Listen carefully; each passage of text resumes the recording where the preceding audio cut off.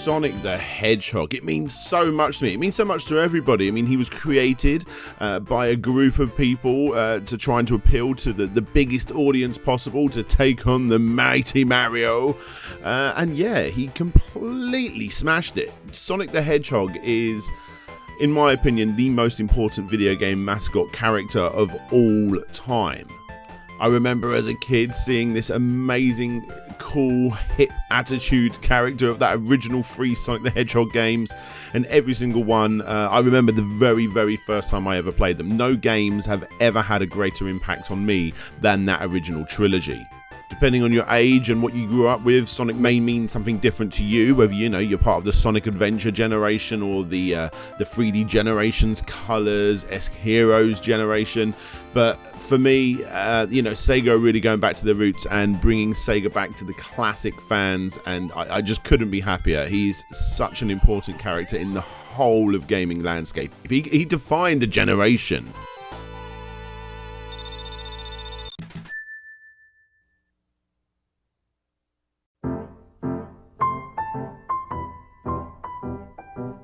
We all have our favorite video game, and that could be for any number of reasons. You can cycle through your favorites, especially as you grow and expand your knowledge and your standards, or maybe it just depends on what you feel like that day. But at some point, for everyone who identifies as a gamer, they have made this choice for the first time in their lives. Maybe you came to that conclusion long after the controller's been put down, and you gave yourself some time to think it over. Maybe you just love this thing from the instant you hit start. You anticipated this new game in a series you love, and it somehow not only met your expectations, but blasted right past them. Whatever the case, I would say at some point, be it at the start, or at the end, or somewhere in between, there is a moment during your time with this game where it hit you. That point where expectations were surpassed, standards were set. Up to this point, you have never played anything else quite as good as what you are playing right now. In this moment, you are, for the first time, playing your favorite video game ever.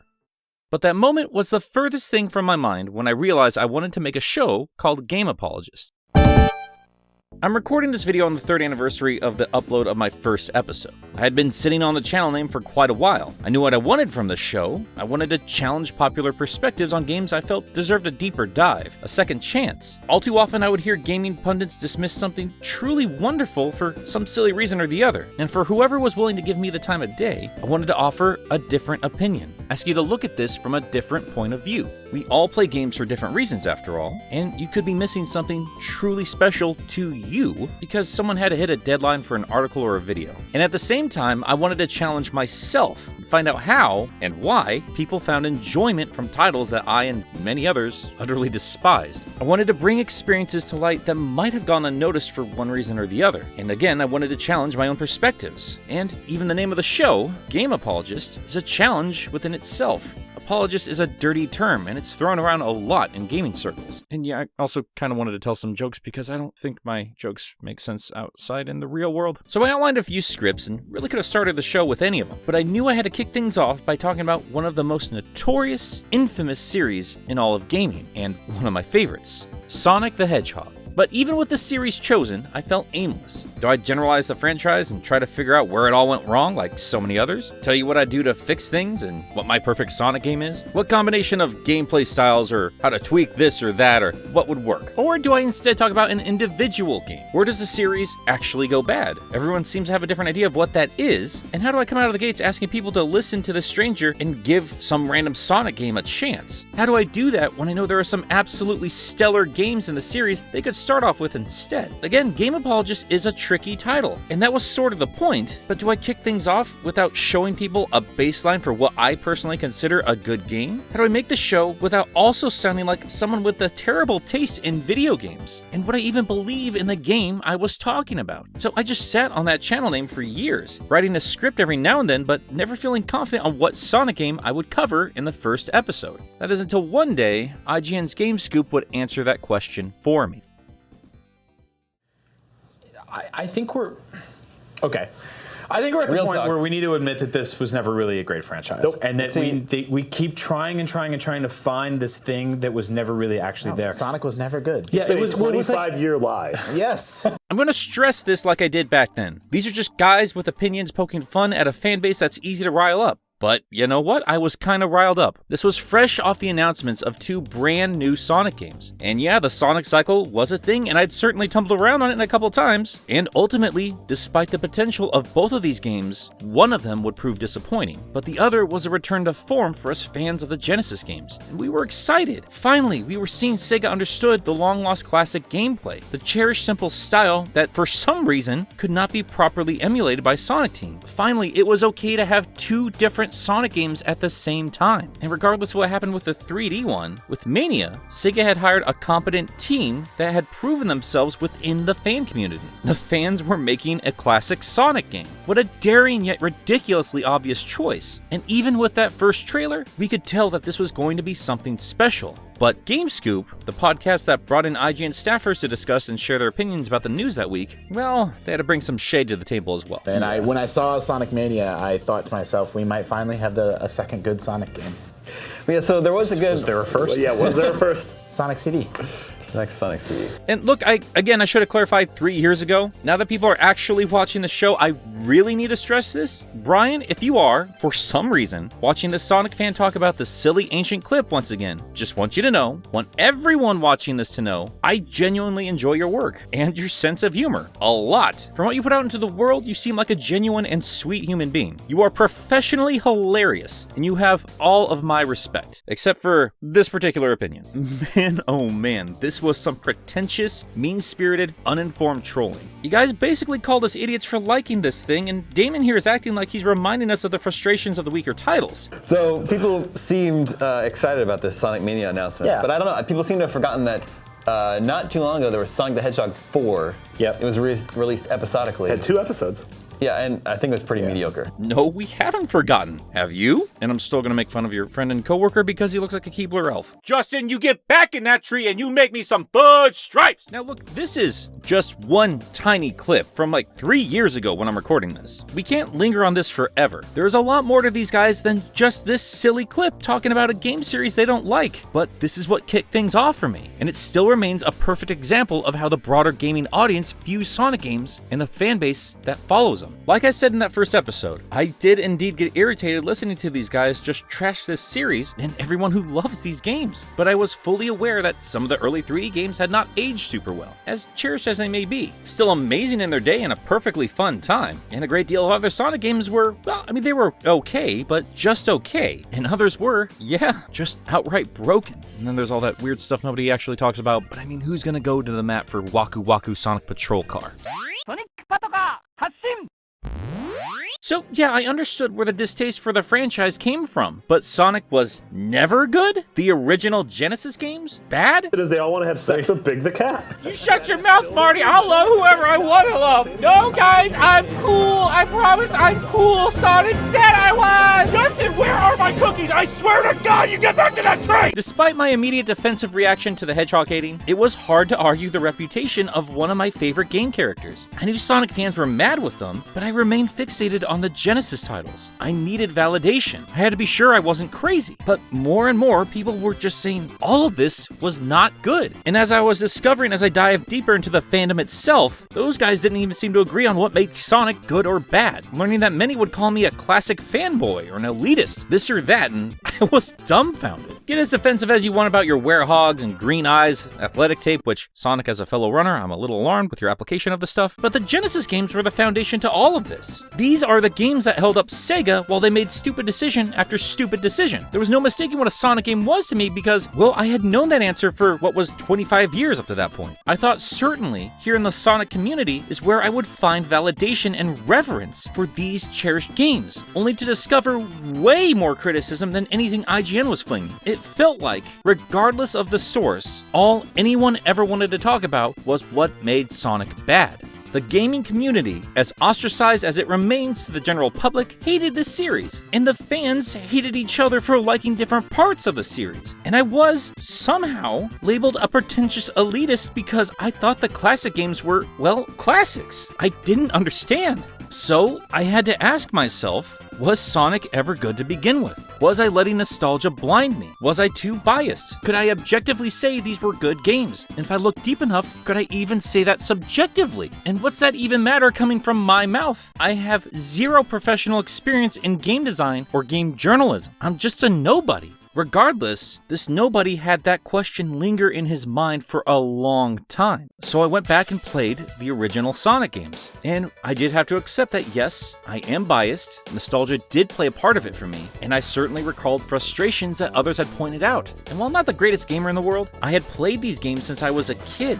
I was quite familiar with the gameplay and level layouts. What challenge I had as a kid, I had long since surpassed. But at the same time, I'm not a damn idiot. I have grown as a person and a gamer. I have obsessively read into how these things were made. I have expanded my views on what makes a game good and enjoy a wide variety of play styles and genres. I have watched this industry grow up and continue to be eager for new experiences just around the corner. And I can look back on games I enjoyed as a kid and say, yeah, these things kind of sucked. And that's fine. I do like some bad games. It's the whole point of the show. But with all that said, when it comes to the classic Sonic titles, yes, of course these are good games. Are there flaws? Sure. Labyrinth Zone's a pain in the ass, what a revelation. I will happily and openly admit I am biased towards these games, but why?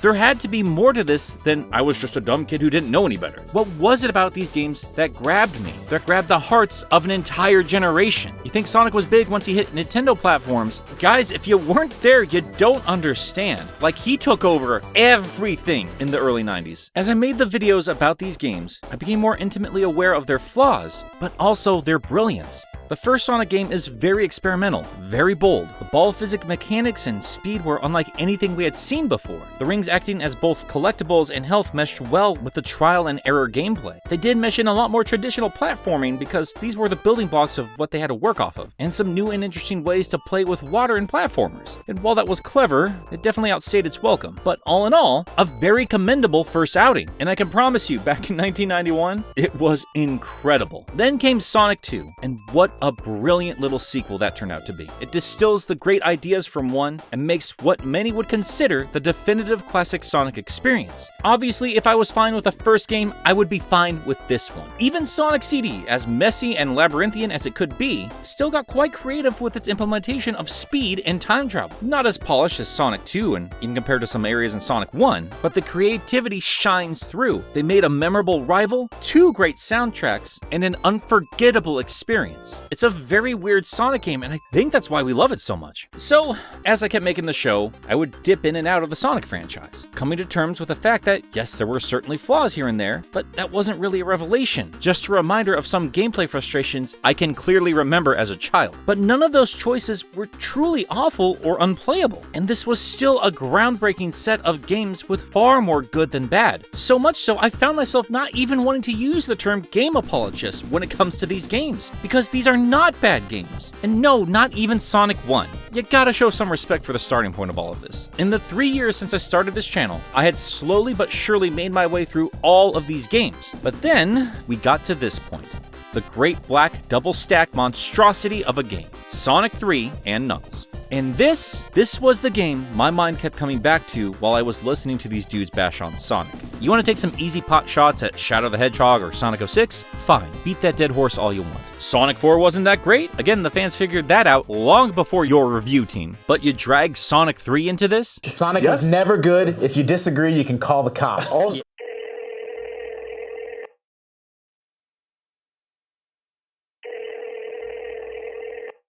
911, what's your emergency? IGN made fun of my video game. Sir, this line is not for prank calls. This is for emergencies only. He said that Sonic was never good. What? Sonic パトカー発進。みんなこんにちは。俺の名前はソニック。俺の仕事は悪い奴を捕まえること。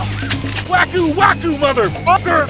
Look, I've been patient. I have kept an open mind. I've spent so many hours playing, experimenting, putting together videos, doing my best to explain why these games are great despite the problems myself and others have found in them. But if you are a professional game critic, someone who is getting paid well enough to make a living sharing their opinions on gaming, making a career on recommending titles to others, a student of this interactive wonder of a hobby, and you are telling others that this is a bad game, stop. Please just stop. If you are biased against us angry little psychopaths, fine, I completely get that, but get over it.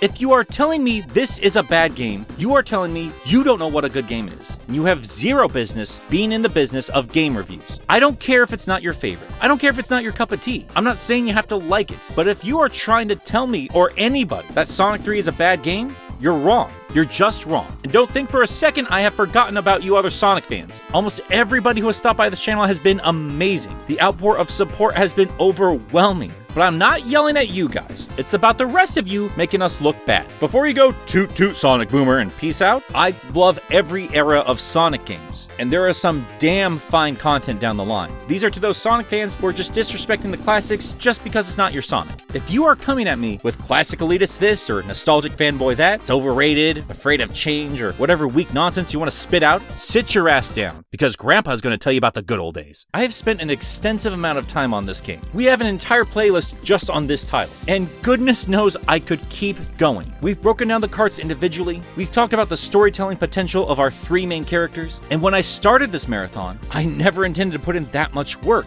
I honestly was just going to slap the two reviews together and edit in another 10 minutes for an epilogue, but I started And Knuckles November because I wanted to tell the world why this game is so good. This is the baseline for what I consider a good game. And there is more to talk about than just this game, because this is the point where I knew I would love this series forever. And I know I'm not alone there. Yeah, this is the obvious favorite and everyone loves it, but I am tired of people telling me it's overrated. I am tired of the disrespect this game gets from other fans. I am tired of people acting like it's not brilliant. I know what the thumbnail says. The Sonic franchise is way bigger than this one game. And again, we have a lot to talk about. I'm not done talking about Sonic in this video. And again, I love all types of Sonic games. Adventure style, boost style, racing, handhelds. But if I had to run back into the burning building that is this franchise and rescue one of the litter, I'm coming out with a two-headed deformity. There is a lot to love in this series, but we need to accept that there are bad games. And yes, you can enjoy it regardless, but that doesn't make it okay to release broken garbage. Because when it gets bad, it gets really, really bad. And to me, I find that unacceptable, because as broken as the worst can be, it does not come close to the brilliance of the series when it's at its best. If you had to pick one game out of all of these years to hold up above the rest, right at the tippy top of that tower of power, to show the critics, to show everyone who says the series is no longer relevant, that it was never good, one game to speak for the rest of the series, I am going to this black monolith of a double cartridge. This is the green hill I am dying on, because now it's time to get biased. It's time to get nostalgic. It's time to gush, go over fun little factoids, and everything else we didn't go over in the other videos. It's time to stop apologizing. I'm Nick, and this is Unapologetic, where we talk about the good in one of the greatest games ever made.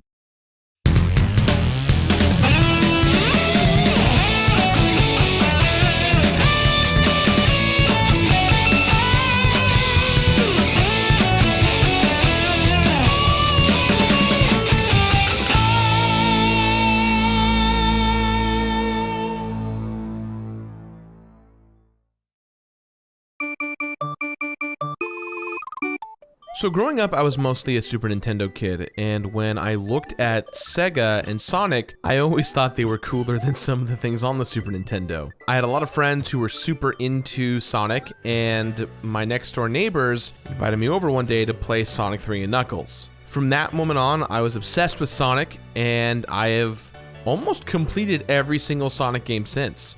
And at this point in my life, I don't think a Sonic game is either good or bad. Truth be told, I think there's so much fun in almost every Sonic game out there. And it makes me happy to know that there are so many people out there who enjoy Sonic for who he is.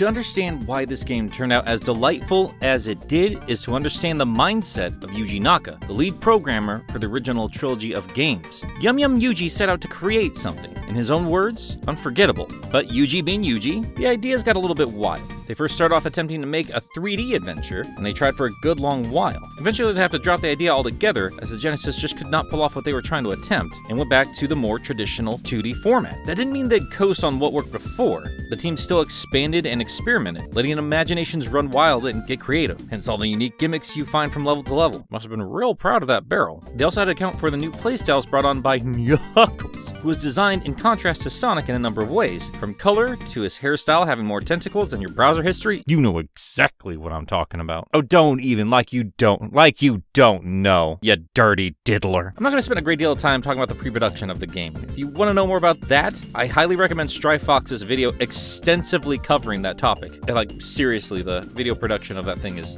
so good. My point is, Sonic 3 Knuckles is what you get when you let talented creatives be talented and creative. The developers were very familiar with the series mechanics at this point and were still excited to bring more to the table. Yuji Naka was in the best position with the best people to create the best possible game they knew how to make. But even with the planets aligned, problems still reared their permed red heads. You want to know why this title's 2 games instead of 1? Because of this guy.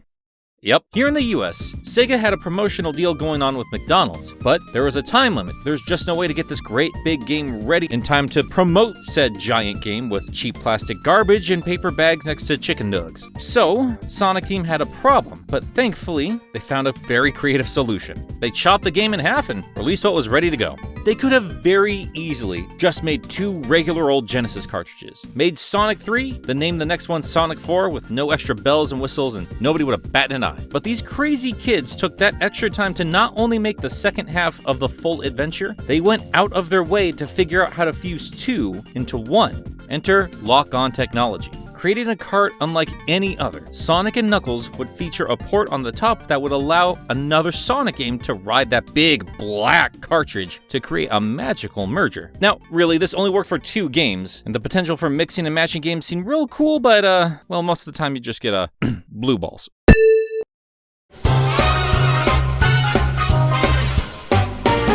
So when I was little, the first consoles I had were always hand-me-downs. My uncles had the ColecoVision and Atari 2600, so those were the first consoles I spent a lot of time with. At the time, the NES was being phased out, so a lot of them started popping up at garage sales, and I ended up getting one, so that was the first console I really had all to myself. The Sega Genesis, though, was the first current-gen console that I got brand new and that was solely my own. With it came a copy of Sonic 2, and I quickly became obsessed and turned into a lifelong Sonic fan. I remember at one point I met a kid who wrote down a bunch of sound test codes on a piece of paper for me to access debug mode and unlock Supersonic, and at the time, I didn't even know about Supersonic, so once I took the notes home and tried them out, I swear my brain exploded. I can honestly say, when I was little, I spent more time with that game than I did with other kids, and I can't tell you how many hours I have poured into just that one game.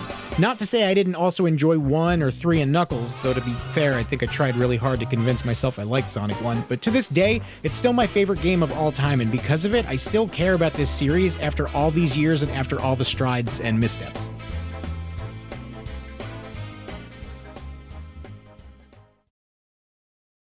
Unfortunately, Sonic 1 was left out of the party. But you could now play Knuckles in Sonic 2. And yes, mods exist everywhere these days, letting you play just about anybody and anything, but this was mind-boggling to us as kids. I don't know anyone who was a fan of this game when it first released that was not losing their minds with the inclusion of Knuckles in 2. I mean, I'm sure PC gamers were just like, yep, so what? Already modded Knuckles into Doom like 6 months ago, who cares? But this was just the coolest. Sonic 2 is designed around Sonic and only Sonic. Nobody else's special abilities. Sonic 2's level design could prove problematic for a character like Knuckles considering his abilities aren't one-for-one with Sonic's, but the developers took their time to go back and tweak some of the levels and mechanics to better suit the Echidna. They would place new item boxes here or there, since Knuckles could climb up walls that originally had nothing up there. You could go super, rings would stick around after you got done with special stages, which was a nice change of pace. Really, these are just nice little tweaks here and there so you could take advantage of Knuckles' abilities on occasion. Sonic 2 was already a great game. Suddenly you had a new excuse to go back and check it out again.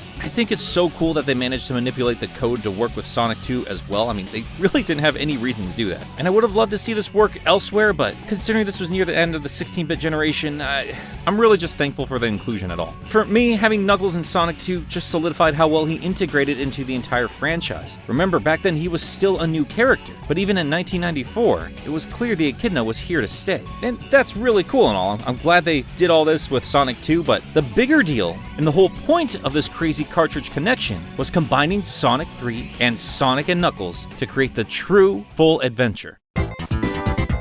When 3 launched, there was no indication that Part 2 would be coming just a few months later. Caught everybody off guard here in the States. And the original plan was to release Sonic 3 and Knuckles as one single cart in Japan. They ended up splitting it in 2 over there as well. But it really goes to show how important it was for Yuji and his team to have this combined adventure as the true way to experience the game, regardless of what creators would tell you down the road. In Sonic 3 and Knuckles, when Sonic first goes to Hidden Palace, the Chaos Emeralds are transformed into Super Emeralds, and they get a new appearance. As hokey as it is, I believe the lock-on gimmick is awesome. I'm not saying splitting up games is always a good thing, especially in today's market, but back then it was a novel idea, and a very Sega idea. Sonic and Knuckles worked as a separate purchase because, well, at its core, you are still buying a video game, and as I've already extensively covered, it was perfectly fine on its own. And speaking from personal experience, that's pretty important because I did not own Sonic 3 at the time I got Sonic and Knuckles. Having a limited amount of games to play, SNK provided me yet another solid Sonic experience and a really awesome new character to play with. And I could also combine my copy of Sonic 2 to get even more out of the game.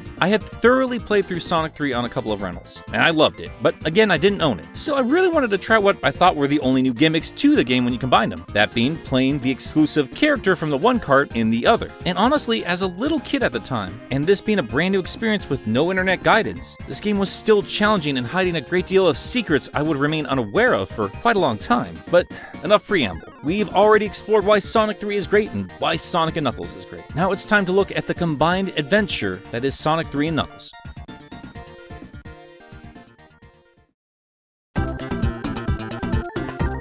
Something that younger Sonic fans, even those who count this game as one of their favorites in the series, might overlook about Sonic 3 and Knuckles is just how unexpected and atypical it was in 1994. If you grew up playing it on compilations, it would be really easy to take this for granted.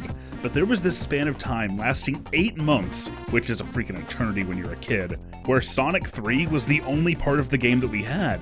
So all we could do was wonder, what's on the other side of that pillar? What's this arrow pointing to?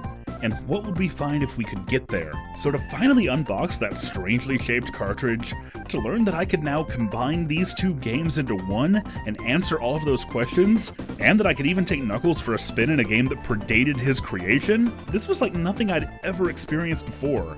And I wouldn't experience anything even close to it again until years down the road. With stuff like DLC and online updates, Sonic 3 and Knuckles was like magic. 2 games became one to create something that was bigger, better, and more epic than the sum of its parts. That kind of adaptability was always something I loved about Sonic. From the high-stakes drama of Sad AM to the lighthearted slapstick of adventures. From Sonic 2 to Adventure 2 to Colors and beyond, this series has been through so many eras, and has meant so many different things to so many generations of fans. Given that, it's okay to critique the aspects of the series that don't do it for you, but please do that without tearing down other Sonic fans. Contrary to what Metal believed, there was never only one Sonic, and our fandom would be stronger and more welcoming and more magical if we could celebrate that. Everybody has their preference on which Sonic is their favorite, but we're all still locked onto each other as fans of the Blue Blur. And by the way, hey Nick, congratulations and thanks for having me on. I knew you'd make it. When you look at it, and I mean literally look at it, goodness gracious, this is pretty. They have this almost faux 3D style going on with the graphics. Everything kind of has a sheen to it. And even without Mode 7, that rotating effect that SNES could pull off, the special stages looked ridiculously impressive. And apparently it wasn't too taxing either, because they could generate loads of these suckers. I mean, I don't know how they pulled it off, but again, you got Stryfox's video if you want to get into it a little bit more. And before anybody asks me again, because I guess this is a sticking point, I really don't mind the look of Sonic Sonic sprite in this game. I think it fits with the rest of the aesthetic. It's perfectly fine. Outside of looking pretty, the game also sounds very pretty as well, which again is a commendable effort considering this is on the Sega Genesis, and that usually sounded like... yeah, like that. The team really pushed this system to its absolute limits on every front. And look, we've already covered the music before in a separate video, so I'm not going to delve too deep into it this time. But if you somehow skipped that or you weren't aware, Michael Jackson and some of his crew actually helped out with some of the tracks here, which might be the reason why we're not seeing any more re-releases of Sonic 3 and Knuckles. It's still available to buy on Xbox and Steam or wherever it was before all the alleged legal problems have cropped up. I've discussed it already, countless other people have discussed it already, not lingering on it. But I bring it up because recently, believe it or not, we actually had some news about Sonic 3 surface during this marathon. A couple months back, a beta surfaced online for Sonic 3. Showed us like a lot of cool little things like Sonic Mania's Drop Dash. Apparently that was in it. Some different sprites, this and that and the other. But interestingly enough, it turns out there were separate tracks of music before Michael Jackson got involved. The same tracks that are used on the PC version of Sonic 3. And I said in that last video that they sounded like butt because, well, they sound like butt.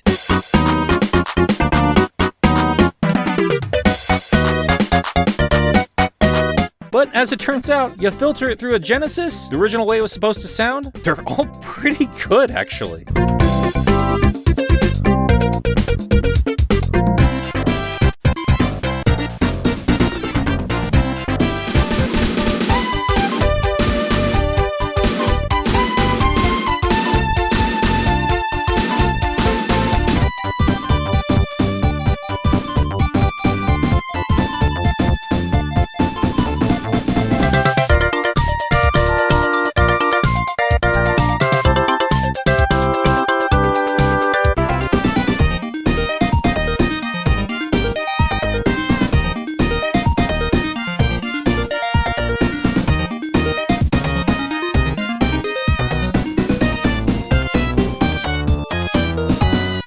And I would argue some of them are a little more fitting. Some of them could use a bit of polish, but all in all, like, these are really good. I think I still like Ice Cap better, but as far as Launch Base and Carnival Night's concerned, I much prefer these ones. Regardless, let's not get into another Sonic CD discussion here. Whatever version you go with, this is all great stuff. You can hear the talent and skill behind whatever track you listen to, bringing out the very best of an ancient sound chip.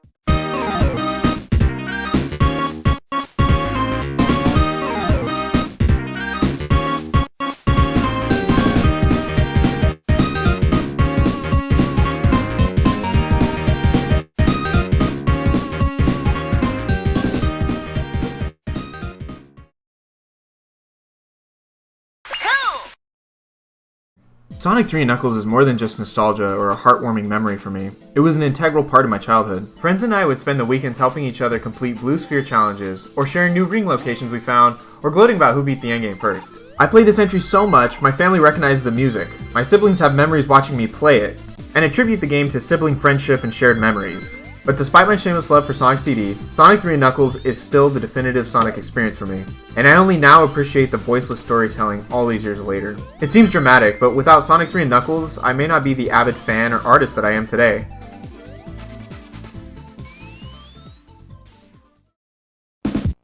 Now that you have the combined and complete Sonic 3 experience, you can now take Tails further than ever on the island with the Sonic and Knuckles levels. I was happy to see there are spots designed specifically for him in those later levels. As we've discussed before, Tails' flight can be considered the easy mode, but don't write him off like I did for so long. That doesn't mean you're going to be bored. The flight is still satisfying and a great way to slow down and really get a lay of the land for each level. The game rewards you quite significantly for exploring, and Tails is the best way to do that. It's so easy to zip by giant rings if you're not paying attention, and there are some that Tails and sometimes Knuckles can only get to. And with Tails specifically, for those a lot more familiar with Sonic and Knuckles campaigns, Tails' playthrough does not allow you to access a super form until you get to the second half of the adventure. One of the cool perks brought on by combining Sonic 3 and Knuckles. And in a way, that makes the first half of his adventure more of a challenge if you're already very familiar with playing these levels. And yeah, that's great and all, but like many kids at the time, what was really exciting for me was the fact that now I could explore Sonic 3's these levels with Knuckles. Again, from my own unique perspective, this was especially special because I'd played so much of Sonic and Knuckles by itself before I finally had access to both games. So I was already very familiar with Knuckles by the time I popped 3 on top. And I gotta tell you, that was incredibly satisfying. The developers clearly planned a lot around Knuckles' abilities in 3 and teased players with barriers that were clearly meant to be destroyed. Imagine playing a Metroid map and never getting access to the super missiles to unlock green doors. Or, like in a more real-world sense, anyone that's grown up in an old house that had a sealed-off door you could never access? Like, that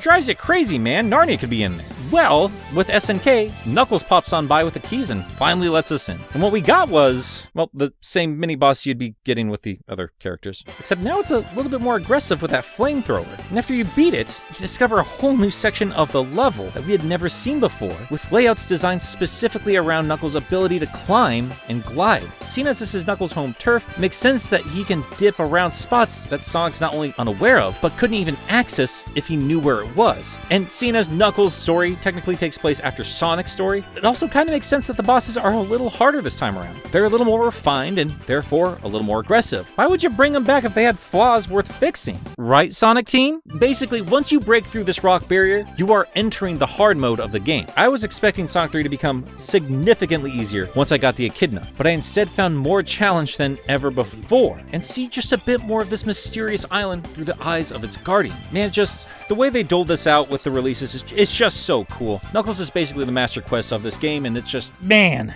God, I love lock-on technology. Now, with all this love to Tails and our new boy Knuckles, as a kid I was wondering, well, what's even the point of playing as Sonic? What's special in his playthrough? I mean, I guess he's the only one that gets this opening cutscene, and you've just seen enough of that. But not much else changes a whole lot for Sonic. He is the only character you can play in either cartridge on its own, but that does not mean he's not worth playing. Ultimately, he gets some amazing changes when you combine the two games, but you're gonna have to earn them. More on that a little bit later.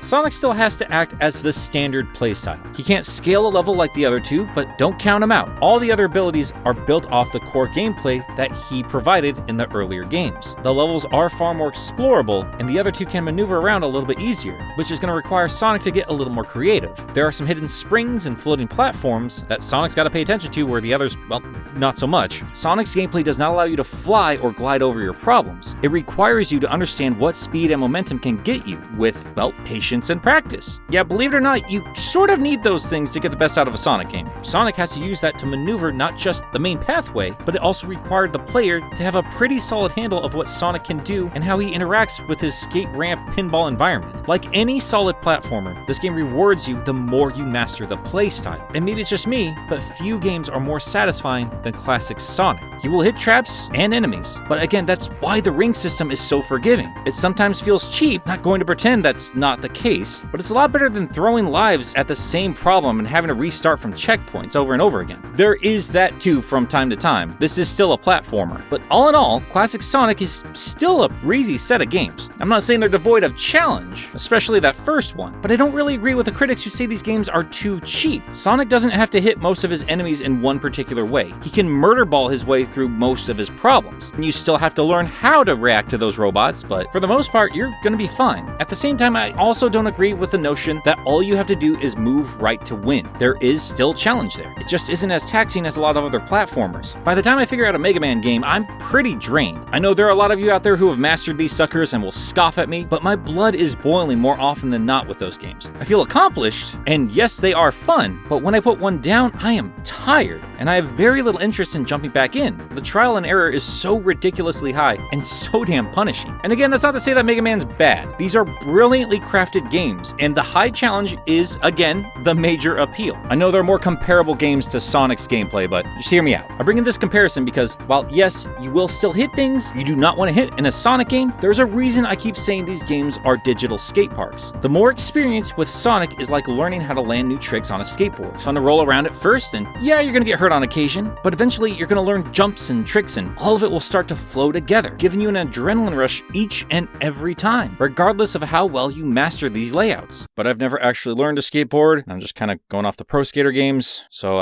hope that makes some kind of sense. There's just a lot of crazy ideas happening at once, and the way I describe it, this game should be an overambitious hot mess, but somehow it's not. This shouldn't work, but it just does, and it just gets better the more familiar you are with the physics and level layout. Again, like any solid platformer, but that's still a tricky thing to balance out for games. I mean, like seriously, when was the last time a Pokemon game actually was a challenge for you? They're just 40-hour tutorials for the multiplayer. And Mario has always done a fantastic job of ramping up the challenge for experienced players looking for something more, but as iconic as it is, the first few levels can feel a little stale after a while. But the better you are with Sonic, the better you are in this skate park. The early Sonic stages get so much praise because they normally allow you to just go nuts, and it's fun to play around with these physics. And yes, I know I'm just speaking in circles here. I have made my point. The simple gameplay has to work with these 3 different characters with their different abilities. It has to work with every level that challenges and entertains with a plethora of new gadgets and enemies, and you don't need to learn an entirely different control scheme or playstyle. And somehow, you're never bored with what is basically the same principles that were established all the way back in Green Hill Zone. It is absolutely crazy that all of this comes together as well as it does. This game learns all of these lessons from the previous entries in the series, but still changes things up enough to have its own unique identity. It still leaves enough of what made those older titles special, and even encourages you to try one of them out with some echidna seasoning. The platforming element makes a big comeback, but unlike Sonic 1, it no longer feels like they're trying to copy other games, but instead offering challenges unique to Sonic and his abilities. And at the same time, they still offer a lot of high-speed gameplay that you would find in Sonic 2. And I know a lot of fans are now saying they don't like the stop-and-go element this brings about, but again, you're using the same physics, the same controls, and it works together quite well.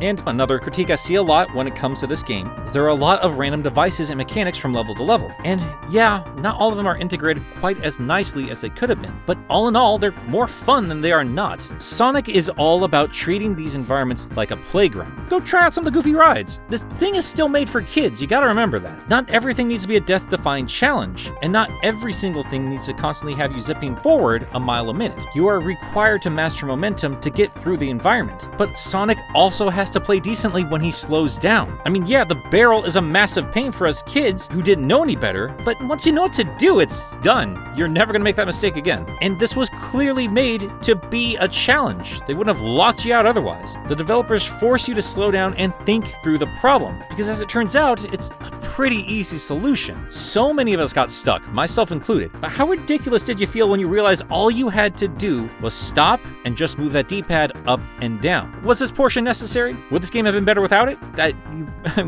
Probably.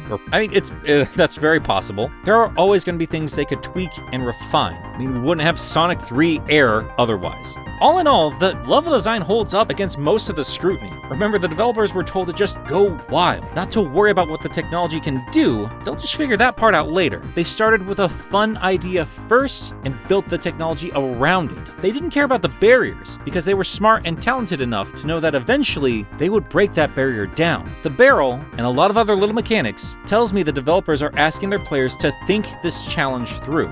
Use your head. It's not rocket science. The answers are right there in your hands. You've been bottlenecked into this situation, learn how to solve it, and understand that this game, on top of the high-speed fun and platforming, is going to require you to think outside the box, and sometimes break down that damn box. They throw in all these crazy ideas into a game that requires just the directional pad and a single button to get anything done, and showed us all the different ways we could use them. And yes, some fare a little better than others, but overall, it's astounding what they managed to pull off. This isn't the Mario method of building a single level around one mechanic. And nothing against that. Mario games are the gold standard for a reason. But Sonic 3 Zones throw multiple platforming challenges at you the entire way through. The closest we get to a level being built around a single shtick is Sandopolis Act 2. And even there you find unique environmental hazards and puzzles you're not going to find anywhere else in the game. And even the robot baddies change from zone to zone. And yes, sometimes you're going to run straight into them. Sometimes they'll catch you off guard if you just try to barrel on through and don't take the time to learn how they attack and how they defend themselves. The high-speed fun is there, but sometimes you're gonna have to earn it. It's really kind of crazy how much is happening from level to level here. The game does not let anything go to waste.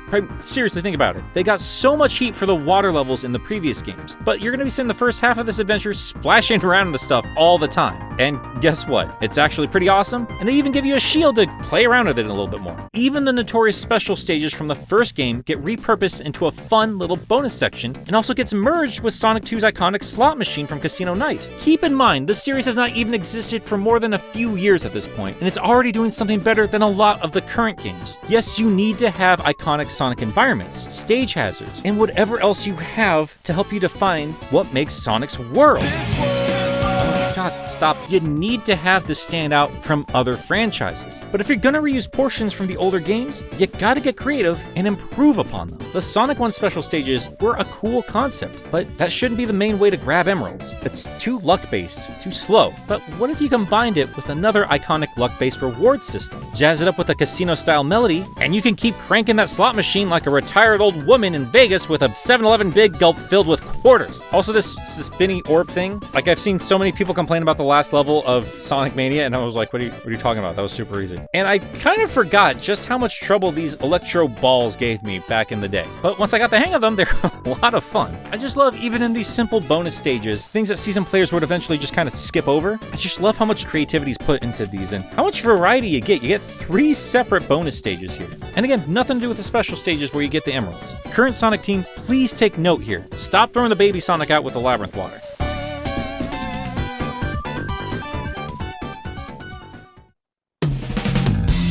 Sonic the Hedgehog as a franchise, like many others, impacted me very greatly when I was a kid. The cartoons, the games, I had some merchandise, it took up a lot of my time back then. And I think all of my time playing games such as Sonic 2, Sonic Adventure 2, if we look even further past that, even Sonic Colors and Generations, I think they greatly impacted how I look at video games as a medium, and I think it says a lot about a franchise that technically is very childish and cartoony and for kids, that I have such dramatic opinions regarding this little blue furball that I think it also helped affect me how I present myself on YouTube as well. So the divisiveness of the franchise has at least led to very interesting conversations, but I can safely say I'm a big fan of Sonic the Hedgehog and I plan to be one for many years down the line.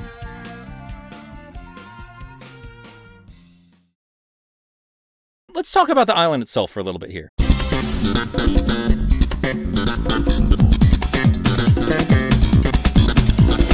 We have had iconic landscapes right from the start of the series, and as tired as you are of Green Hill, this is a definitive Sonic landscape. But as far as world building is concerned, Angel Island floats above the rest. This hunk of land sits in the sky above Sonic's planet of Earth, or Mobius, or insert name here. The games tend to keep this vague so they can always add more to it as needed, and that's part of the allure of this particular location, because they can build up so much in terms of story and history. In the game itself, the developers do a fairly commendable job tying one location with the next. Sonic Team left behind the more surreal designs and instead came up with something more grounded. Grounded for Sonic. Goodness knows they would, keep pushing hard for that later. And they even hint at some history and prophecy in the background elements of the game. And we'll get to that one a little bit later. But the landscape itself is littered with ruins, showing you there was clearly quite the society that once lived here. And apparently they also love their water parks. And I just realized, is Hydro City actually a city, or is that their toilet? Is that their sewage system? I mean, Marble Garden is the next stage, so is it just right above them? Are we slipping around in poopy water? Also, this ancient civilization is Knuckles' extinct clan. Why do some of these things have human faces? Who's that pyramid for? There's clearly a lot of stuff we could take way too seriously here. Point is, they're both trying to give you a more cohesive adventure while still giving us a varied terrain. I mean, it's kind of weird that Carnival Night is here at all. I mean, did they make that, or is that Robotnik's? Actually, it kind of makes you wonder.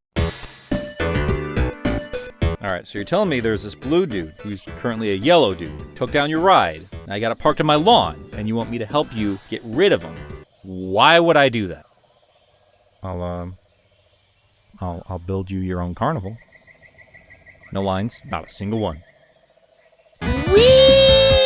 We have already very heavily covered all the things that Angel Island Zone teaches a new player, and Hydro City made water levels fun. And Marble Garden seems to be all about sneak attacks with those stupid morning stars, grasshoppers, and spring spikes. Everything is hidden or not what it seems, or just a cheap shot. It's all about deception. But yeah, this level's probably a little bit messier than the rest. But even here, like any other game, there's a fluidity once you master the traps that lie before you. Ice Cap I barely brushed on last time, and it has a really neat opening with a snowball snowboard. But just to whine pointlessly for a second, I remember being a little disappointed as a kid because, well, I really couldn't do much with this thing. It looks cool, but you actually will miss out on rings if you jump or do anything. The most beneficial thing to do is literally not touch anything. I feel like there's a reason they went back to Ice Cap in Sonic Adventure. But for this game, well, I can't really complain about what's really just a fun little opener to the zone. I think it does a good job reminding you that this game is supposed to be a fun ride at the end of the day. Generally, winter levels are designed to be cold and hazardous, but instead it feels like Superman installed snow slopes in the Fortress of Solitude. Yeah, I don't get a lot of time with the snowboard, but I do love that you're required to get on this ice slab and shove it down a hill like you're riding a sled. And I've already gone over Launch Base, doing a fine job showing you the looming Death Egg in the background. You would think that there would be a jarring dip in difficulty when you were jumping from Launch Base into Mushroom Hill, but that's not the case. Each level is so unique and comes with its own set of challenges. I mean, really, the biggest jumps in difficulty would be probably Marble Garden Zone or Sandopolis, and those are each, the third zones in their separate games? It's not so much a difficulty curve as much as it is like a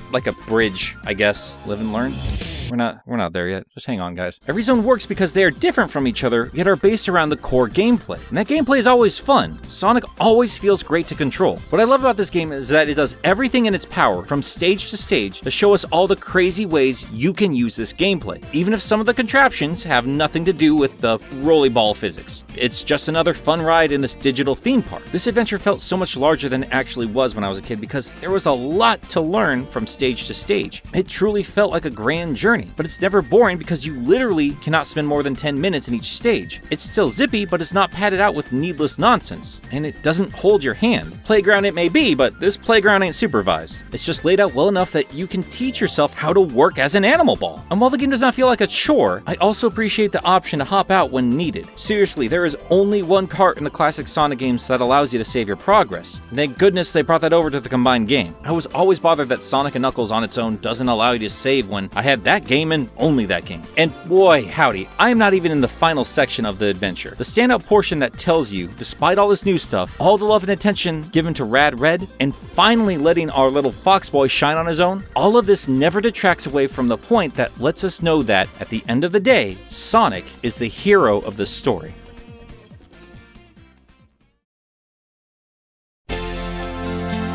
In all honesty, Sonic has defined my life. I started collecting 25 years ago this month when I was only 6 years old. I've stuck through the series through all its highs and lows, no matter who tried to get me down, who talked crap about me liking the series when it was at its low point. I never cared about what other people thought. Anybody that has come to know me throughout the years, even people I haven't seen in years, have always thought of me when they see Sonic items in the store. I still have people messaging me that every time they see a Sonic item asking if I have it. And everybody I know just seems to generally enjoy the series, the movie, the games, the comics. Despite the series' low points, I really don't see a lot of people not enjoying most aspects of it. And to me, it's brought me and a lot of other people together as well. I've even traveled to other countries and met other Sonic fans that I've talked to and come to know through the Sonic community. So needless to say, it's been a huge part of my life, and I hope it is for the rest of my life.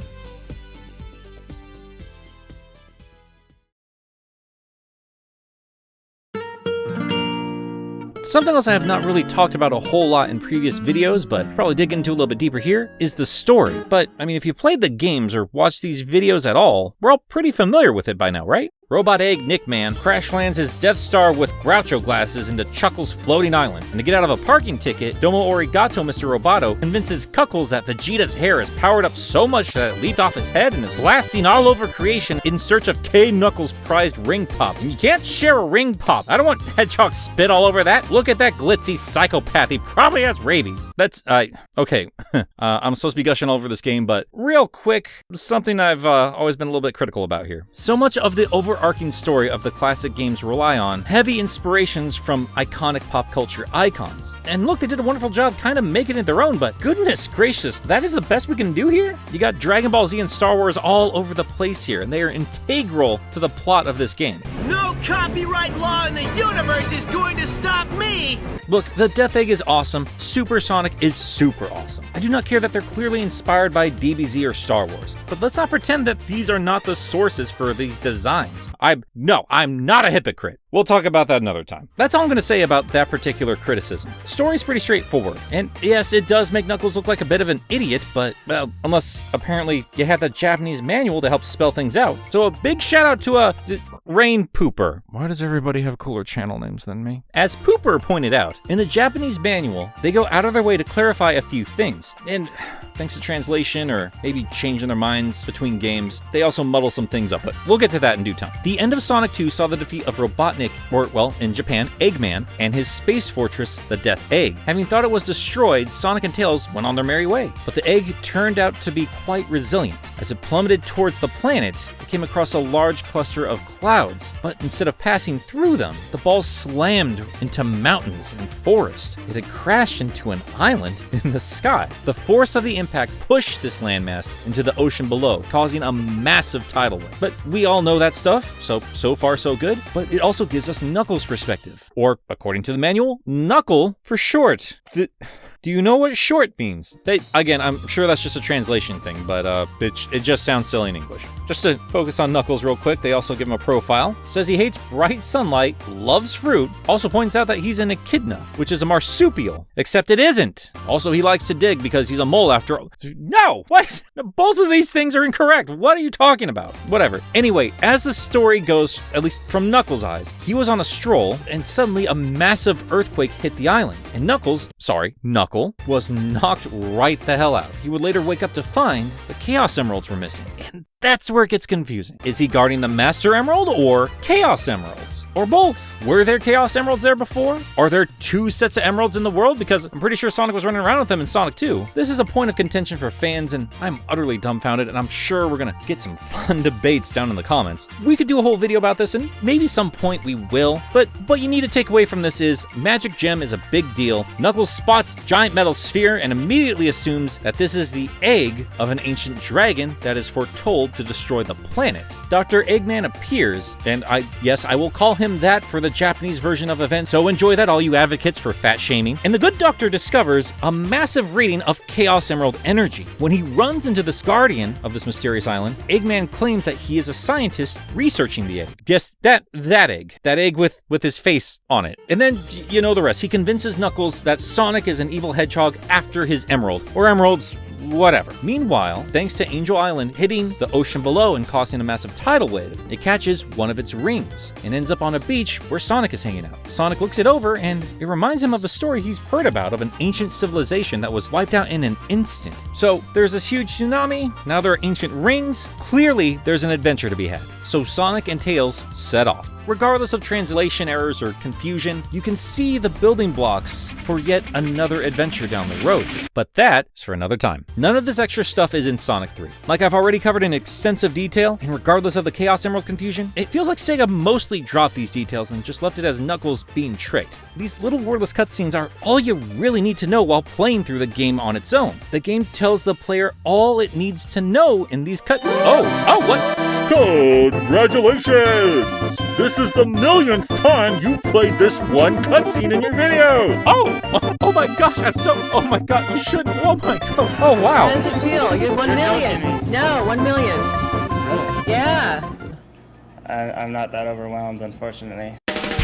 I think beyond the core of Sonic's gameplay, there's something to Sonic as a character that goes just so much further. When you talk about Sonic, you often talk about childhood and nostalgia, and it's sometimes almost kind of become a cliche in some ways. But it rings so true, like you grazed your knee trying to learn to ride a bike. Sonic was there when you got back. You had a bad day at school. Sonic was there when you got back. His cheeky face just grinning at you from the box art of that video game as you opened it up. And suddenly you're just thrust into this new world, playing as the unbreakable, spirited, eternal optimist that is Sonic the Hedgehog. And I think that's what makes Sonic thrive so much in so many different mediums. And as you grow up, you realize that Sonic has always had your back and still does. Because part of Sonic's unbreakable spirit is also in the franchise as a whole. No matter where you look, you can still find Sonic. No matter how old you are or what position in life you're at, you can still find some form of Sonic.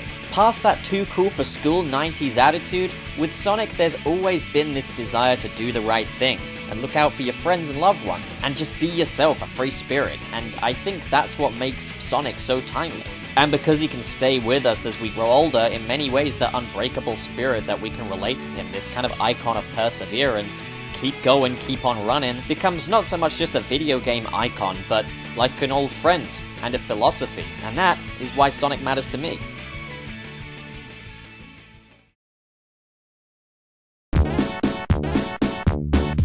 When you really boil things down, you could assume there really isn't a great deal that changes between the games when you combine Sonic 3 and Knuckles. But to me, watching these release, and that big stink about the lock-on, there just had to be more to this. There had to be a reason to go to all this trouble to combine these two games into one.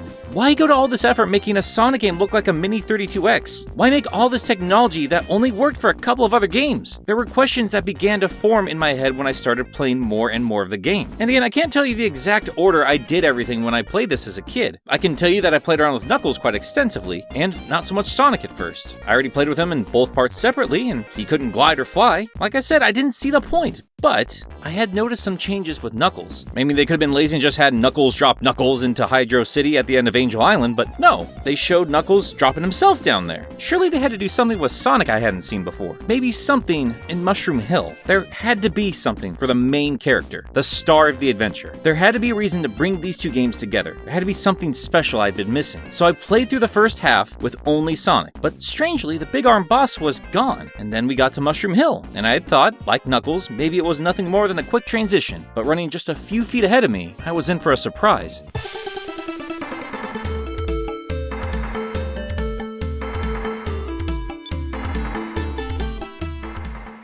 This little cutscene meant so much to me as a kid, because this told me that I would be rewarded for my patience. I would be rewarded for my curiosity. Yes, we know you've explored this before, but you went out of your way to bring these two halves together, and only now will you know all of its secrets. I've been so integrated with Sonic my whole life, and I was so surprised to see comments on my Hypersonic video that had no idea this little cutscene existed. Some were completely oblivious to the rewards this cutscene leads you towards. And you know what? That was almost me at some point. The game was so jam-packed.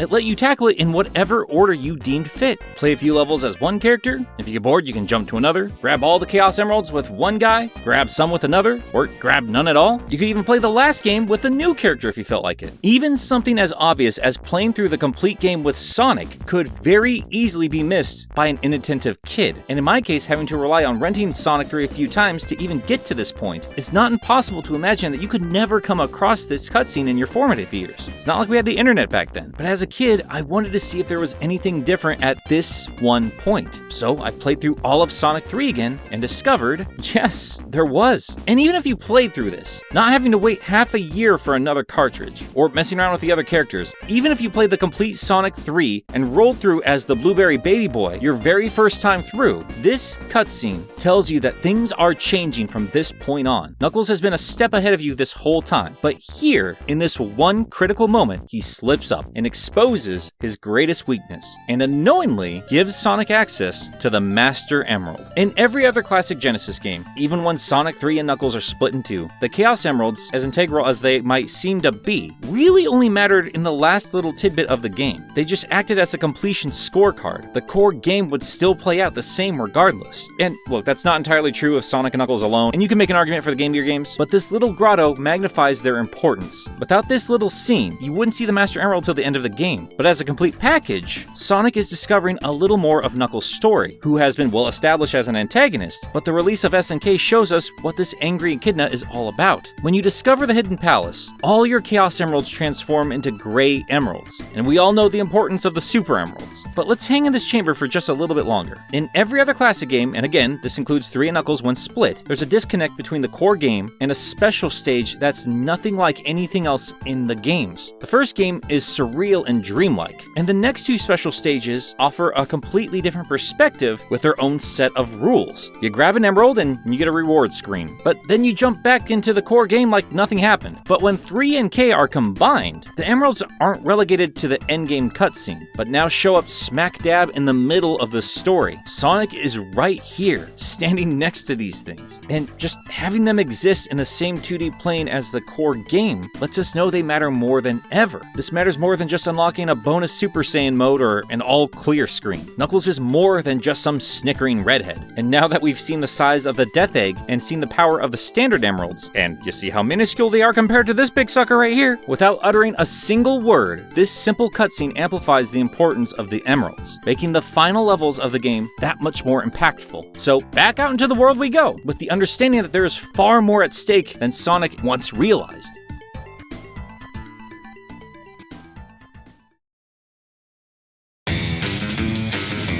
Sonic is and always will be my favorite video game franchise, and it definitely didn't become my favorite from its video games alone. Hell no. The fans, artists, modders, and the community made me absolutely love this franchise, even when the games themselves may be lacking. Through this community, I've met some of the most amazing people that I just know I will be friends with for the rest of my life. The Sonic series has something the other franchises don't have. It has that magic that comes from its fans that keeps me around while we await whatever game Sonic Team has up their sleeves. And God knows, with every new Sonic game, we have absolutely no idea what to expect. The series cannot be defined by a singular playstyle. Each game, especially the 3D ones, plays differently from the last. Though this is usually seen as a negative, maybe that is what keeps us coming back. Whatever the answer may be, I love this series.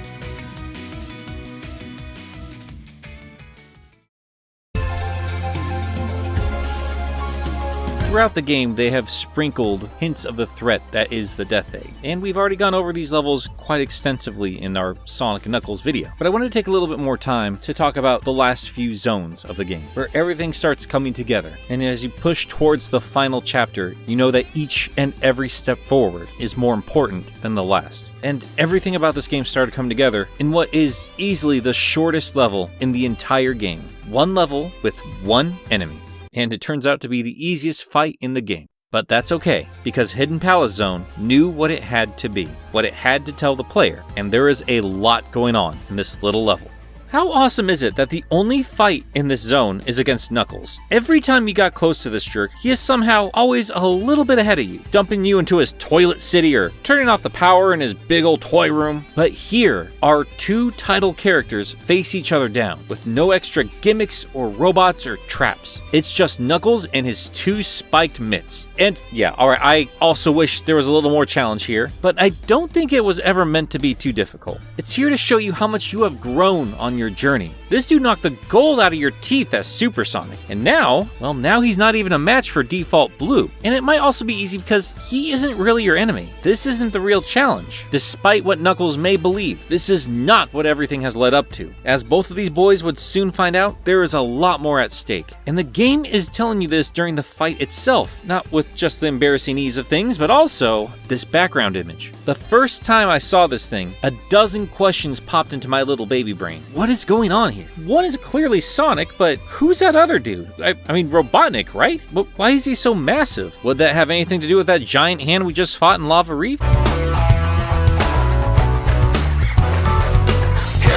What's going on with this island? Who put this up? Were the inhabitants of this island like Knuckles? Is this picture why he's trying to stop Sonic? Maybe he's not just a dummy. Maybe he's heard of some kind of prophecy and he's doing his best to keep this from happening. There are so many ways we can interpret this. I know plenty of Sonic fans out there are aware of Super Lucky's Tale and Hyper Chuckles and Electric Soldier Porygon, but I've seen so many comments of people that weren't aware of this giant picture in the middle of the fight. But thankfully I was, and this picture sent me on a mission. I played through the game as all three characters, and after many playthroughs, finally started unlocking the transformations. Keep in mind, I'd never grabbed all the emeralds in the other games before this point, so it didn't dawn on me to finish out the games once I got all the emeralds. I had multiple save files I can jump around to willy-nilly, but this picture told me something else was out there. This couldn't just be set dressing. Of course, if you were seasoned with the other games, you would think to play through it again to get the good ending, but I never would have bothered without this picture. I'd seen the boss fights plenty. Super Metal Sonic didn't change anything at all. Tails' final fight didn't change anything at all, but it ain't those boys on the wall. It's Sonic. And yes, strange as it sounds, I did not discover this game's final secret until after my weird random playthroughs with Tails, Knuckles, and yeah, Sonic. I was a dumb kid and I played this very disorganized. But guess what? The game allowed you to play it in such crazy fashion. You have so much to do and so many ways to experiment. Once you are done laying out Knuckles, you realize that this place is the actual home of the Master Emerald. The special stages always felt like an extra bonus for Sonic games when I was a kid. Up to this point, nothing really changed about the game outside of the end screen. It ultimately didn't make a difference if you got all the Chaos Emeralds or not. Again, we're leaving out that Game Gear stuff. It was like beating a game today without getting all the achievements. You got the core experience, but a Platinum trophy, usually, does not give you anything more than bragging rights. Emeralds always felt like a nice extra. All in all, not that much changed. But here, in Hidden Palace Zone, everything comes together in a few short seconds. Suddenly you realize that emeralds are intrinsically tied to the narrative of this game. They're no longer a fun bonus. It felt like Robotnik was breaking through the established rules of the game series, and what was once your power is now his. And all the games have done a great job showing you what these gems can do. And now Robotnik is running off with the granddaddy of them all. Knuckles, now beaten, electrocuted, and thrown into a pit, gets up and ponders for a moment. They didn't need to make this sprite. Big old dumb Knuckles is showing he does indeed know how to learn from mistakes. Sonic, why didn't you do this to us?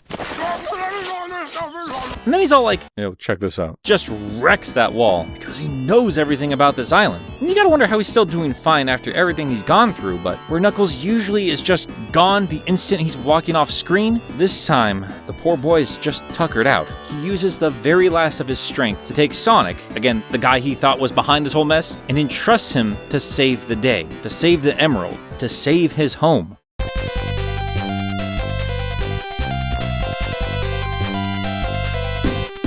You are then taken to Sky Sanctuary, which is just stupid gorgeous and epic and it's just the best. We have seen what Robotnik is capable of without his death egg. As soon as he found out you were on the island, he set it on fire. Then he tried to carpet bomb you, tore apart an ancient city, built a carnival, maybe, unless it was already there, that place is really weird, and then set up a launch base that showed you just how big this thing is. We might not know exactly what the death egg does. All we know for sure is we cannot allow this thing to go airborne. Look at what he can just do with a flying battery. Dude can capture ghosts apparently too, oh my goodness. This dude has not spent that much time on the island, and he is already causing permanent damage and converting wildlife into robots. And now, in Sky Sanctuary, the game stops everything to show you. This sucker is back to full power. Robotnik has the Master Emerald, and the island is now robbed of its power source, and who knows what Robotnik can do with that kind of energy. This is the worst case scenario, and Sonic, like always, is gonna run straight into it. And this next little bit I had pointed out to me by one of the commenters, and I thought it was amazing, and I'm so sorry I can't remember who pointed this out, but if I find that comment, I'm gonna pin it where I can. But someone pointed out to me, through all of this journey, Knuckles has impeded your progress. He busts bridges not once, but twice. But here in the last moment you see him,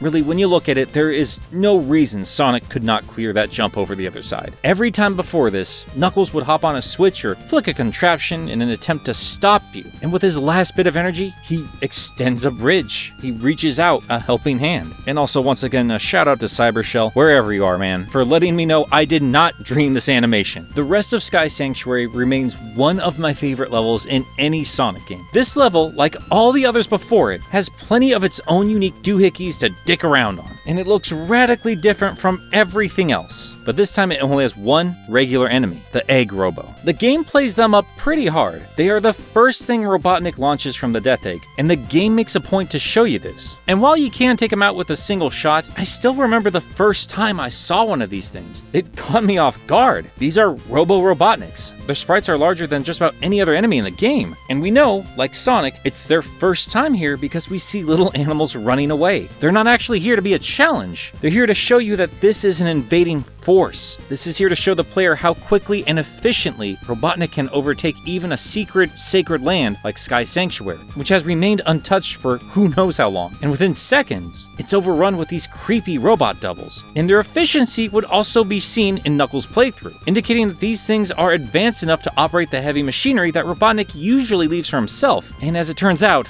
these are not the only efficient clones. Mecha Sonic, as brief as his time was, shows us once again how efficient Robotnik Robotnik is becoming now that he's back at full power. And this, boys and girls, is how you do a callback. Mecha Sonic attacks you first with the swinging ball and chain, the iconic first fight from Sonic 1, and then again with Sonic 2's balloon pods. I think there's more to this than just have the players say, "Hey, look at that! I remember those!" But also to show you how much more advanced Robotnik has become, and to show how far you, the player, have come. How far Sonic Team, as developers, have come as well. Pay respects to what's come before, but also show how much better we've gotten in making these games, and how much you've grown as a player of these games. And then we top it off with a fight against Mecha, and the third callback fight in the level. But this is no longer the penultimate fight of the game, like it was in Sonic 2. That was on the Death Egg last time, but you're not even on the ship yet. This whole level tells you that whatever came before has just been child's play. It's been a warm-up to whatever is on that ship, and it's going to test you like nothing else up to this point. Of course, as we know and have delved into already, there's more going on with Mecha than just a cosmetic upgrade. And yes, again, I feel the other robot double, Metal Sonic, is a better example of what a copy of Sonic should be. But I love this particular robot because he just looks awesome. He's clearly based off Sonic, but he's not trying to outpace the Hedgehog. He's armored up and capable of taking on Emerald Energy. This dude's not looking for a race. This dude's looking for a fight. Granted, he doesn't really put up much of one until Knuckles, but that's not really the point of his role in Sonic's playthrough. You have survived everything the island has thrown at you, and even some reminders of previous adventures. But now, you are finally ready for the Death Egg.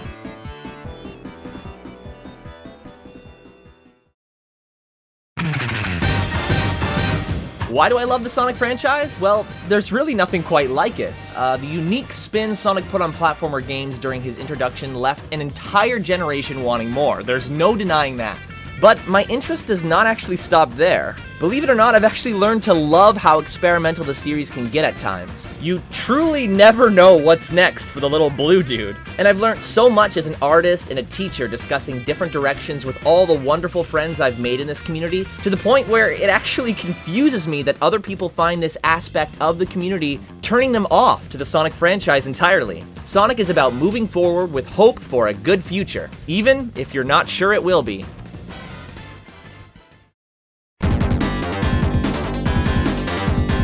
Now this zone was what I was missing from Launch Base. This is what I was missing from Sonic 2's Death Egg. This feels like a final level. It's imposing and so dangerous. Even the badniks look a lot less cute than before. From the background to the music, it almost looks alien. Robotnik has just been this silly beach ball of a character, but in here we see everything he is capable of. It's like walking around inside his mind. This is the darkness below that pudgy exterior. This is the darkness he is going to unleash upon the world, and it's filled to the brim with new challenges. Rocket launchers, electrified floors, or, a combination of the two. Super fun. There's also this crazy anti-gravity chamber. First time I was here, I had no idea what was going on. And even when I finally figured out how to hit these buttons on this contraption in the middle, still took me quite a while to get a handle on things. There's also these light ring roller coasters, and I've seen a lot of complaints about these from critics. I've never had much issue with them unless I was near the end of a 10-minute time limit, and they would always just tease me about more ring monitors, letting me know what I was missing out on if I just coasted on by. All in all, the level is filled with brand new hazards and is a fitting challenge. And the sub-boss here is, oh dear god. Yeah, the mini-boss is harder than every other boss up to this point, and is,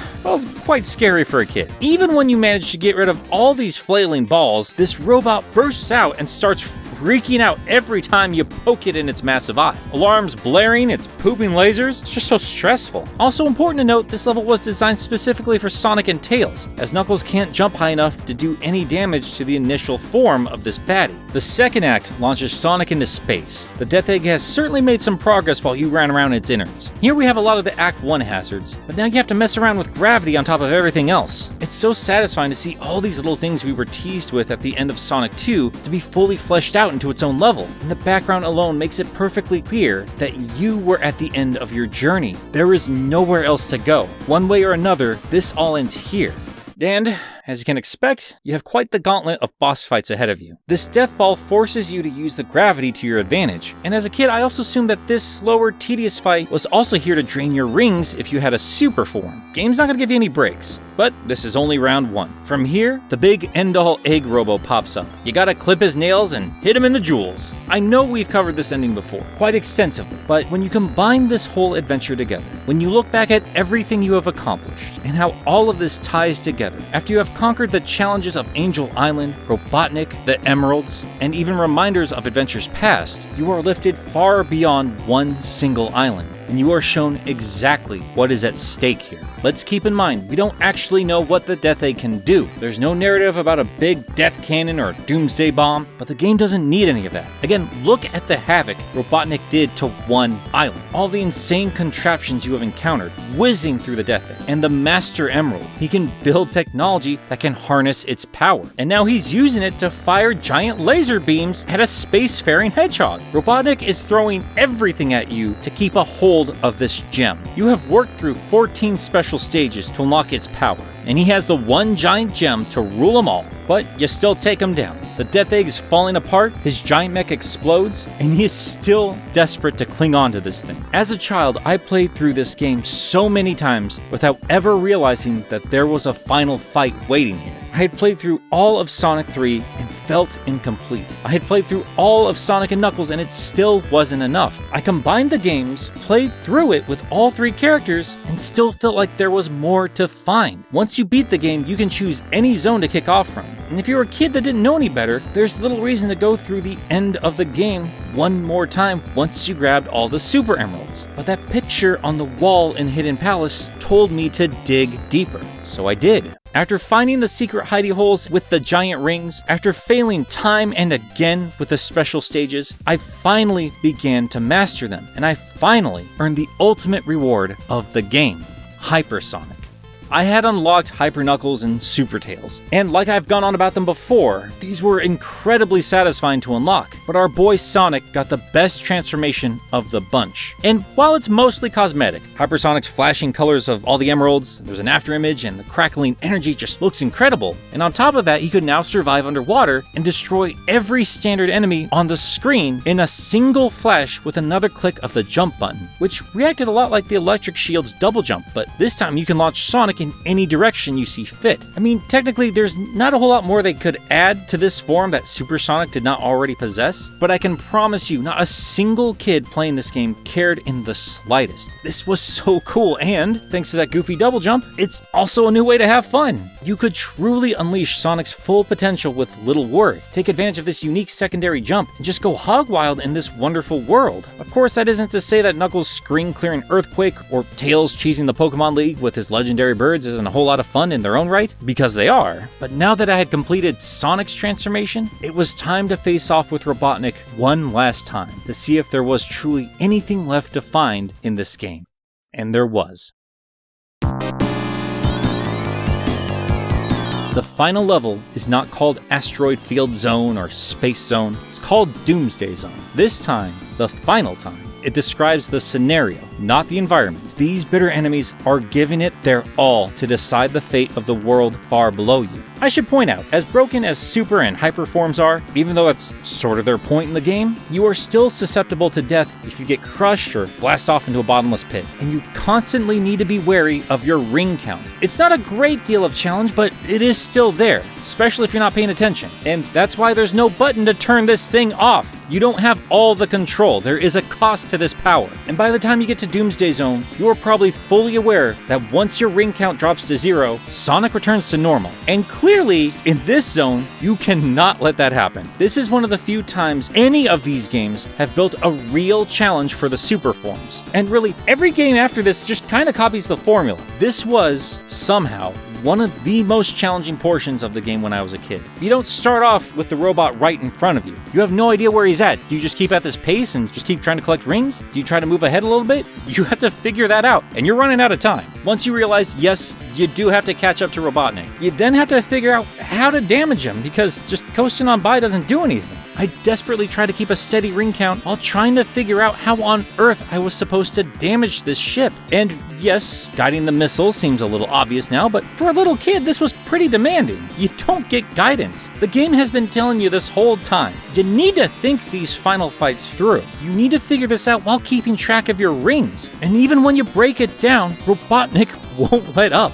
One final mech, not the big giant we faced earlier, and probably no larger than the final boss in Sonic 2, is all that's between you and the Master Emerald. You started off your adventure zipping around on a beach, and you could barely hold this form together. But now you scream through the stars with a form more powerful than anything you could have imagined. No more death eggs, no more missile trickery. It is your raw power pummeling into this coward who has done nothing but run from you. And this is a guy with an IQ of 300. This tyrant who has built a robotic empire, stolen the most powerful source of energy in the world, built a looming space station of death, the single most dangerous threat to the existence of the entire planet, can do nothing but run from Sonic the Hedgehog. And that works out about as well as you would expect.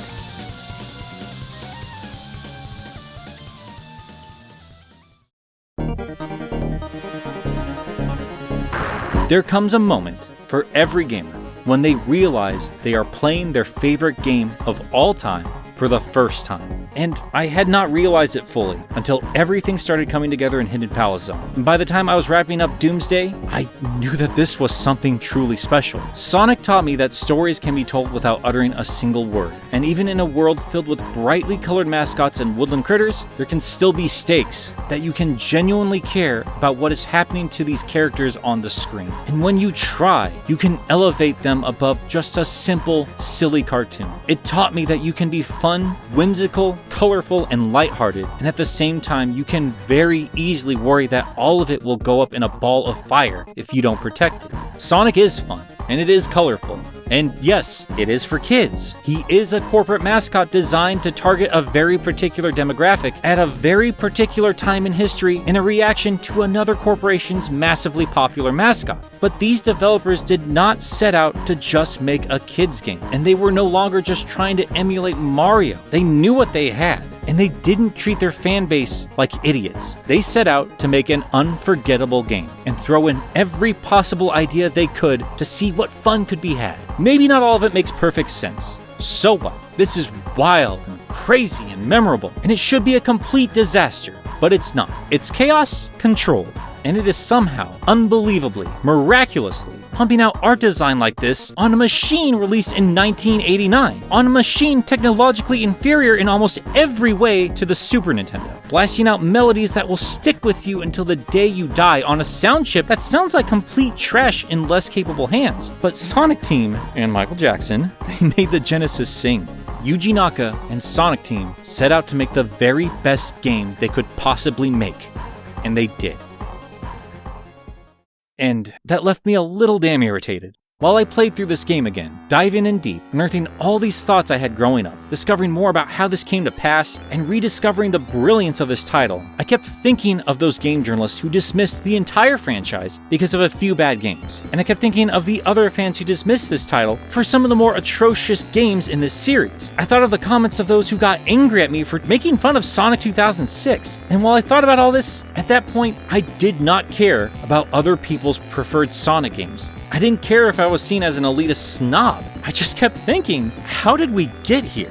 How did it ever become okay for something like Sonic 2006 to exist? How am I in the wrong for calling it trash? And when were we fine with meandering, bland nonsense? Yeah, Sonic games aren't as bad as people make them out to be, but why are you settling for mediocrity? Why do I have to spend this time trying to explain to people what, to me, was so blatantly obvious? Why do I have to defend this game? It doesn't matter that Sonic 06 is over 10 years old at this point, because Sonic 3 Knuckles is well older than that. And then others just dismiss this game the moment Mania rolls on in. I'm glad they tweaked the gameplay. It's great, and a lovely reminder that this formula works, but why did it take over 20 years to get here? We should be well beyond this point. Sega should not have to wait for fans to grow up to handle it themselves. I see so many Sonic fans blame the classic fans for all this nostalgia pandering from Sega, like it's our fault, like we are dragging this series down and having it regress. And so many people don't understand why classic fans are mad. We don't just want 2D games. Sonic was not great because this series played it safe. Sonic was great because this series always boldly tried new things. It always pushed forward, and it somehow managed to match the level of quality and care you would only find in the likes of Nintendo. Sonic was not Mario's buddy. He was not at home on a Nintendo system. He was a mascot for a Sega system. This Hedgehog sold systems. He redefined the gaming industry. This was a series you expected to be brilliant. Look, Nintendo nerds, I'm glad you finally joined the party. Welcome. But while we were mourning the dead that we had lost in the sunken ship that was Sega,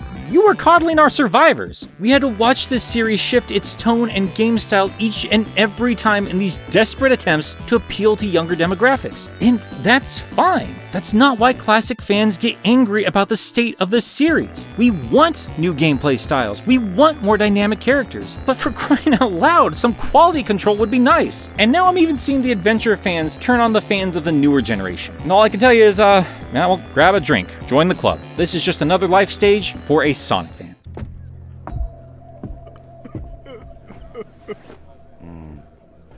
First time. I thought all that while I was playing through this game, and sometimes I still feel like that. But if you sat through all of this, if you followed me through to the end of this journey and you were still listening, and you are one of those fans I got so annoyed with, I ask only a few more minutes of your time. Because once I got over that little temper tantrum, something else started to happen. For over 3 years now, I've been making videos, and I will forever be thankful to those who went out of their way to watch a channel who had very little views and subscribers. I can't thank you OG Sonic Warriors enough, but fact is, without a large enough audience, this would never be anything more than a dream. But then I allowed myself to go full dork and just passionately speak about games I loved so much, and suddenly a lot more people were listening. And once again, I started to spend a little more time with the Sonic communities, talk with the people in the comments, get into debates, or learn something new I had never known about something I have adored for decades now. And then I started watching other YouTubers, not just the ones pointing out the flaws in a 20-year-old 3D game, but fans who fell in love with the series at different times with different games. And others discovering for the first time in their life that even the old games can actually be a ton of fun thanks to the release of Mania. And even Forces for introducing them to look backwards in time to see what else was there. I watched people talk about the Werehog, a design I have hated for a decade at this point, and suddenly I understood why they loved it. I started to think about the adrenaline rush from the opening minutes of Unleashed, the excitement of moving Sonic around in a full-fledged 3D game and adventure, or how awesome I thought Shadow looked the first time I laid eyes on that design. I started remembering how I had grown to appreciate the Freedom Fighters in the Archie series, a group of characters I had loathed as a kid, but in recent years, I've actually grown fond of and actually now kind of miss. Yet that's the thing. Even parts of this franchise I disliked as a kid were so much better than I had ever given credit for. Adventures of Sonic the Hedgehog were actually funny. Sonic X, while I still need to watch the whole thing, started off strong, and that third season's actually turning out pretty awesome. And if I'm honest with myself, didn't I start this channel because I actually really wanted to talk about how much I love the weird Sonic games on Sega Saturn? When I took a step back, started talking with fans who weren't trying to bring down what I loved and explain what it is about Sonic they loved, I remembered that there's a reason I am still a fan of this franchise. And yeah, I guess I was kind of being an elitist prick. Wasn't the entire point of this channel to challenge these perspectives and find the good in the bad? Wasn't that far more interesting than hearing the same opinions over and over? Wasn't it more fun to challenge myself and share that joy, that validation? It was so much more interesting to hear why this series mattered to others. I already knew that the classic games held up in my eyes when I started talking about them, and I had to stop looking at this as a matter of my thing is better than your thing, and instead tackle this as I want to share why this particular thing matters so much to me. This is how it resonated with me, and this is why I still love it today. And that makes the conversation way more interesting. I already know how I feel about this franchise. I already know how I feel about this game. I just wanted to share it with you, and, well, I want to hear your perspective as well. And if I'm not enough, well, there are certainly plenty of others who are using this platform to talk about Sonic the Hedgehog. And some of them were even nice enough to share their thoughts here. Some of the things that keep bringing me back to the Sonic series and why I love it so much is you really don't get the same experience every single time that you play like one game and then you go play another one and then you play a different one. You get different experiences with them, and as someone who is still somewhat of a relatively new fan to the series for like the past maybe 5 years or so, it's just really cool to see exactly how different each game is. And another thing would just be the amazing community. A lot of the people that I've spoken to in the community are just some of the coolest people that you could ever talk to, and I think because of that, it's just a lot of good examples of why the Sonic community is really great and why I love the series. What I've always loved about the Sonic series is debug mode. It encouraged not only me, but a lot of other people to explore games and do things that maybe the developers never intended. Through Sonic and being fans, Sega gave us a conduit for learning programming, game design, art, and music. It wasn't ever intended, but now we're helping shape the industry that we grew up with, and a lot of us owe it to that little blue hedgehog. The reason behind why I love Sonic the Hedgehog's franchise is an amount of numerous different things. The franchise played a big role in my childhood and gave me the sense of adventure that I never really had the chance to grasp. And it's allowed me to befriend many amazing people who've become some of my best friends. I love following this franchise and being a part of this community because it's made up of many talented people from art to music. It's the great sense of community that keeps me around, and that's something that I really appreciate. My start with Sonic was Sonic Adventure DX on the GameCube. I know it's a terrible port, but now we have good alternatives on Steam. It was the first time I'd ever played a Sonic game, and I really enjoyed how fast you were able to go in this game, and it not having to be, like, specifically a racing game. And from there, I wasn't a huge Sonic fan, but once Generations was rolling around, no pun intended, that's when I really got into the series, and I just really have never looked back since. It's just been so much fun, and all the stories they tell with all those characters are just really special. The Sonic franchise has been there for me since early childhood. While Super Mario did more than enough to supply my upbringing in platformers, Sonic's cocky attitude in conjunction with his highly kinetic gameplay and amazing soundtracks left a lasting impression that to this day brings a smile to my face. Despite the ups and downs and all-arounds, I will always cherish those memories.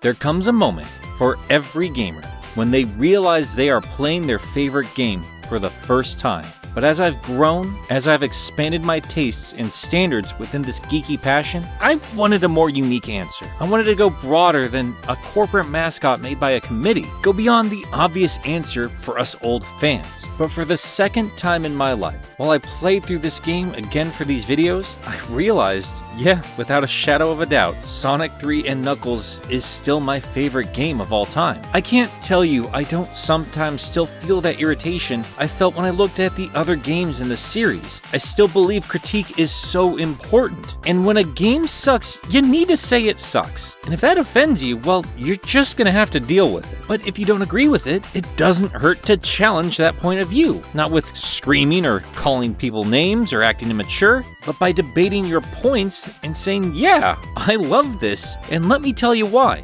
I am going to annoy some people when I make jokes about some other Sonic games. I do indeed think there are flaws that have not aged well and others that have been addressed by the standards of the day. I do not like Sonic 06, and I think a lot of the more recent games are a bit aimless and bland. But I still love a lot of these games, or parts of these games that even I thought were bad. And I'm very much looking forward to talking about why people enjoy even the worst this series has to offer. I don't want to bring down what others love. I'm still going to tell jokes. I will share frustrations and opinions, but I want to know more about what makes a game that so many dislike matter to those who do cherish it. That is so much more fun to talk about. And like Josh said, this fanbase could use a little bit of that lock-on technology for themselves, because we are stronger together. The thing about Sonic 3K, why it still needs to be discussed, is because whenever someone points at something like Sonic 06, whenever someone says this series was never good, I can always point to this black monolith of a game cartridge and say, yes, it was.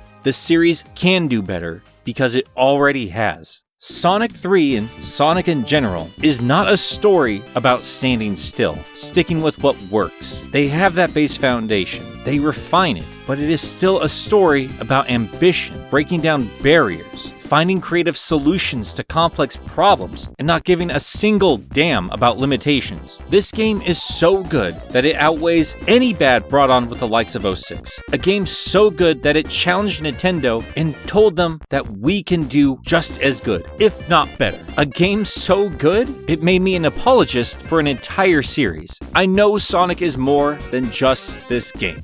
He is more than a cool character design. He is more than green eyes, werehogs, scarves. He was an icon of the 90s and the 2000s, but he is more than the decade he was born in. He is more than momentum, adventures, boosting. He is more than nostalgia, and he is more than his failures. But make no mistake, there are some pretty massive failures. Regardless, Sonic still endures, because while he is more than those things, he is still all of these things. He is a gaming icon that still matters today, and that's because Sonic was in one of the greatest games ever made. A game that does not give a damn about the 90s. This is a game that's going to make you miss the 90s. It's going to make you miss this level of quality. A game that set very high expectations. And I will always have a high standard for Sonic games, because 25 years ago, Sonic and his two-tailed buddy took a trip to an island and taught a little boy to expect more from his silly little hobby. That a grand adventure can sit inside 2 little cartridges, and it will make you feel for these characters. It taught me that there are 2 sides to every story, and even in our worst enemies can we find our best friends.